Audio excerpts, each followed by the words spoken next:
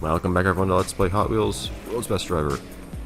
Today we start with the yellow team for this sitting.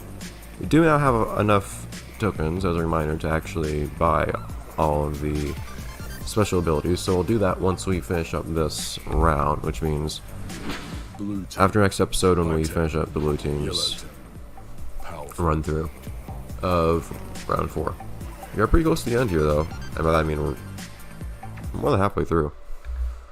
That's not to say there aren't still things to work on and the like. For one, a joke about... I don't really care what he plays right now. A joke about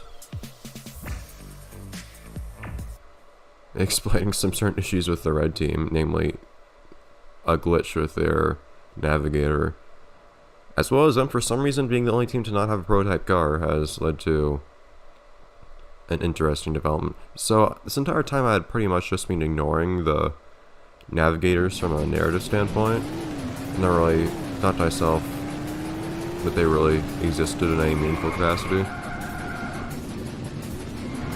in the story, but why not? So let's say that each one is actually a character. Full of traps for rookies and one of my favorites. Let's see if it's one of yours, Yellow Driver. We will find out. Oh, finally bought a truck. Who's bought a truck? Let's spend on the course. So let's go 4.1. Let's see if Bedlam can keep up the tradition that Slingshot's able to keep up. But for instance, who could be the navigator for the Golden Tetrad? There's really only one possibility. But be careful. There are plenty of hazards that'll make you go bump in the night.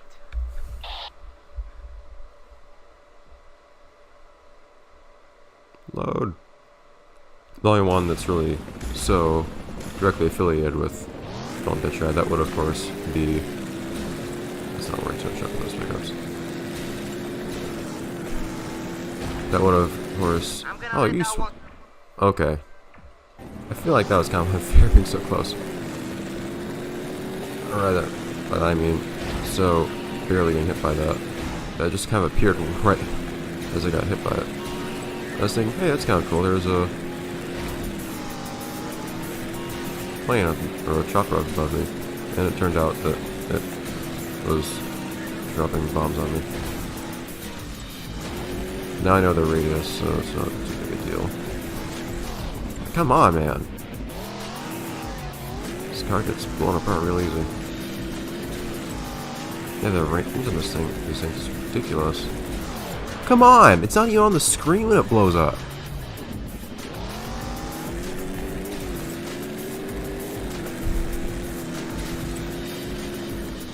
Oh, come on, that one. It won't even leave a mark. There are plenty of marks on my car right now. It's nothing but a roll cage. But seriously, that one, I couldn't see that one before I got up the hill.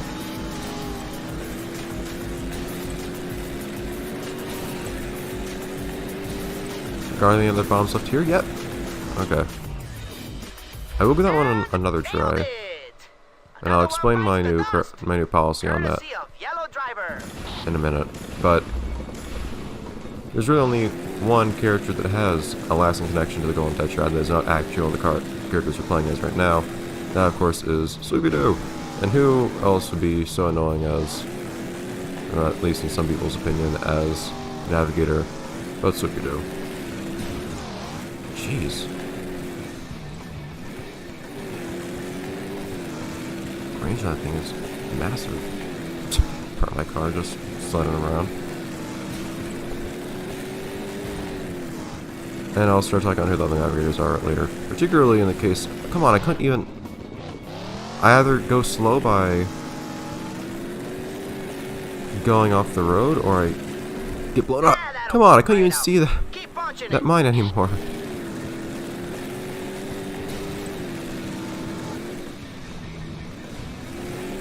Yeah, I saw that one.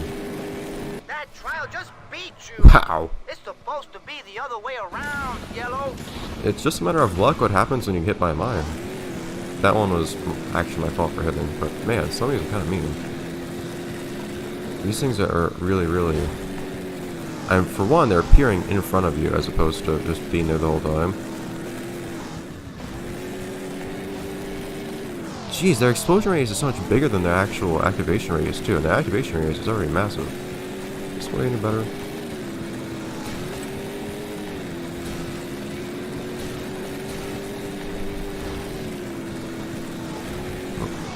Okay, come on now.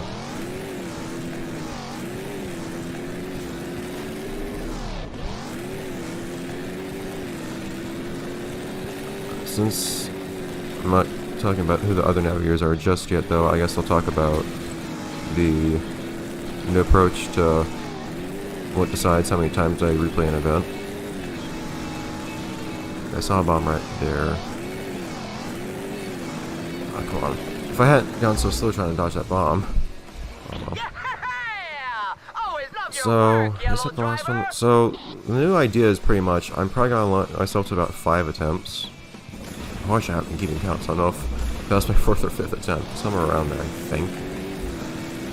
But the thing is that, as I started this series, I was basically only doing 1 shot for every single event, which I really don't think was enough. Because lots of events, I just want you to figure out what I was doing before I tried them out. I don't know, it's me losing control. Come on now. Whereas, towards the midway point, I was spending too much time on each event, specifically because I was trying to counteract that. Okay, that one actually blew up without hitting mate. No biggie. Okay, come on now. No, it's not much fun to just retrying that one. We'll just take the 2. Do for Bedlam.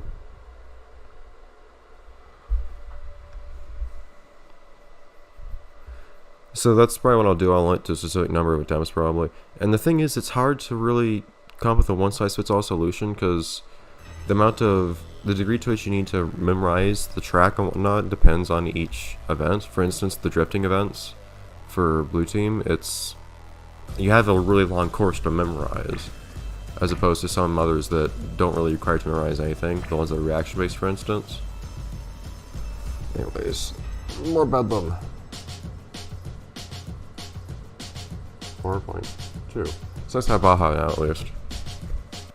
Yellow driver, I was waiting for that the most car to dangerous show up. place in the world is the deck of an aircraft carrier, and the most dangerous time is at night. Let's see how you handle crushing in these conditions. I kind of disagree with that, but okay.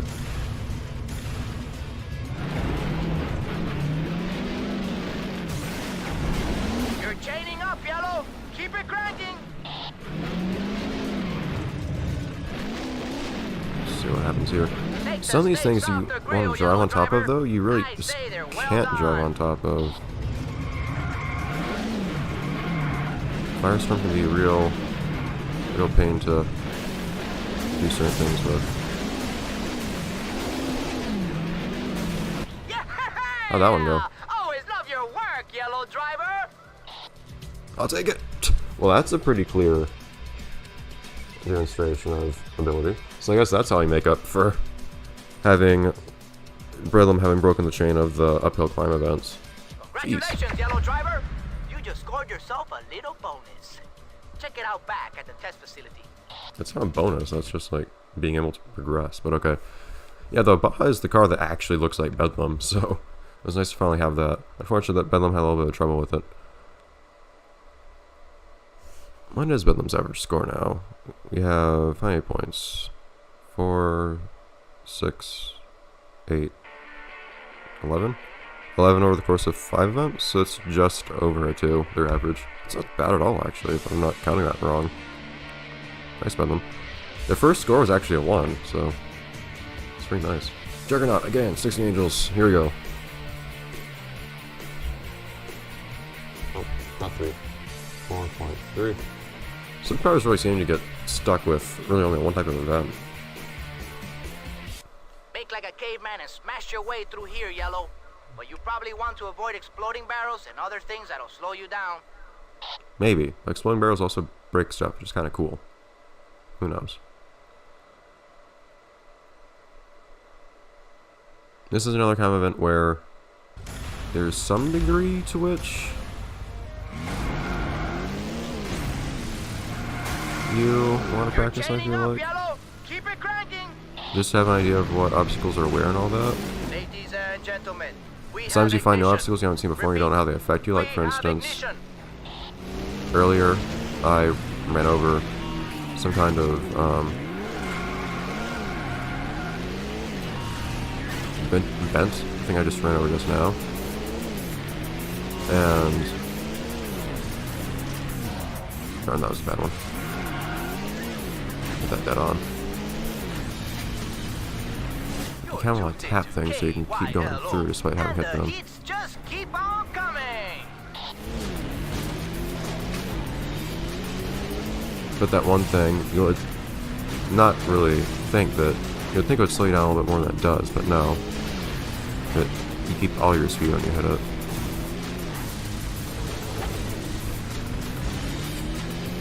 I don't mind just tapping the sides of those big things, but sometimes it messes you up a little bit more than that. Beautiful stuff, Yellow. You're in the groove. Don't break the chain. Chain is going, dude. Don't worry. Hopefully I'm not getting the wrong idea here, prioritizing one massive chain over getting a good time. I mean, if you get one really big chain, then eventually the amount of points you're getting from continuing the chain is going to be more than the amount of points that you'd be getting by completing the level more quickly. But also, our point goal here is really, really high. Is this guard damaged or something? It's moving more slowly. I guess it's because we're moving uphill now.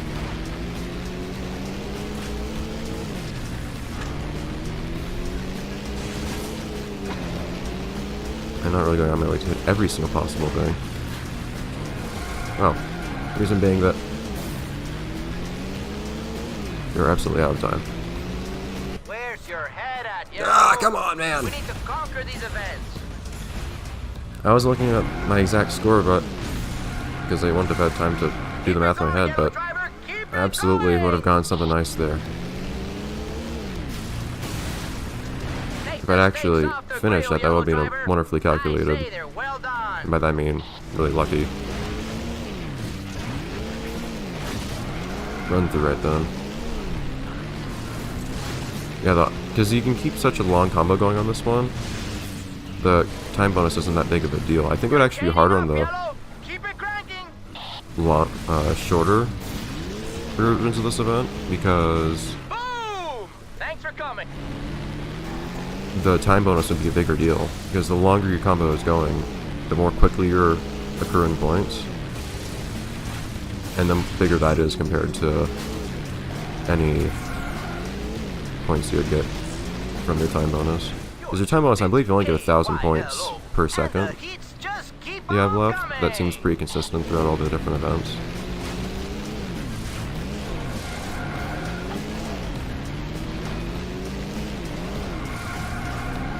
I don't know if I should stop hitting those big stands or not. I try to be really efficient about it.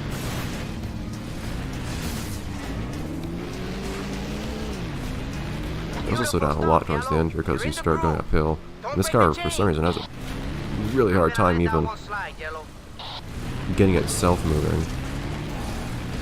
Especially going up a hill. Which I would not expect, but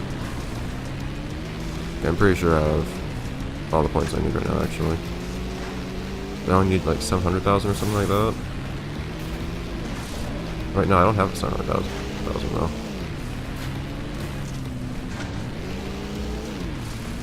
Now that is what I'm talking about, Yellow. I'm getting close to that.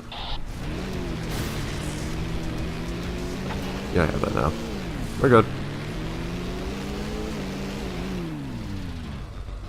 Also, it's apparently ice heavier. Good night and put it to bed, Yellow. Nice one. Oh. I kind of went overkill. Yeah, see, here's the difference between the Golden Tetrad and the robots, I guess. At least the blue team. The robots do what they need to do. The Golden Tetrad has no ceiling. If they can go for that extra, they do. I guess. Whoops. So, that's... that's 16 Angels getting 3 times the required score. Unfortunately, that doesn't actually count for extra points in the overall tournament, but wow. So where does that leave Golden Dutch Road? It's also the first 3 16-year-olds has ever gotten. So if Bedlam has gotten the most points so far, but that's just because Bedlam has gotten the most events, I believe. Yeah, Bedlam has gotten 5 events. Everyone else has gotten 2 or 3. Jeez, that's a lot unfair. How's the highest average though? Bedlam has over 2, but well, Slingshot still has 3. And Governor has 2.5. Not any points though. So average scores a 2.42, which is ridiculous. It's still not as high as the average for the blue team though. Their total score is 29 right now. Man. Also, we thankfully didn't run into any situations where it was tempting to keep retrying the same event over and over and over. Maybe aside from the first one, but whatever. I didn't waste too much time on that. So hopefully we'll be able to keep up a good pattern with that. But I'll see you guys next time, the next episode, when we finish up round 4 with the blue team. If they can keep up their pattern of excellence so far, they actually still managed to keep ahead on yellow. But they're only down by 7 points right now. So that means, well, that's not really only. So they still need to play nearly perfectly to actually keep up with the gold team. But we'll see if they can or can't. Anyways, see you next time, guys.